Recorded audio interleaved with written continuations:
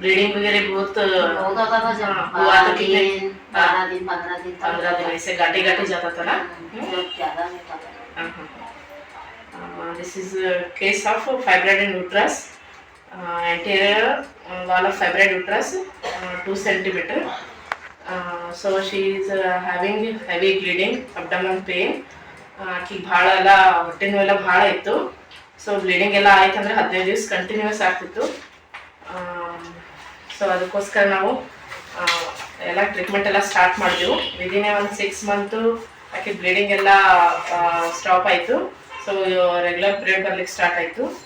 So next scanning ಮಾಡಿಸಿದಾಗ ಅದು fibroid ಯೂಟ್ರಸ್ಸು size ಎಲ್ಲ ರಿಡ್ಯೂಸ್ ಆಗಿದೆ ಸ್ಕ್ಯಾನಿಂಗ್ ಬಂತು.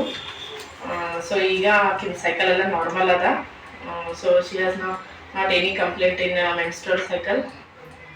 She was very good result in the treatment.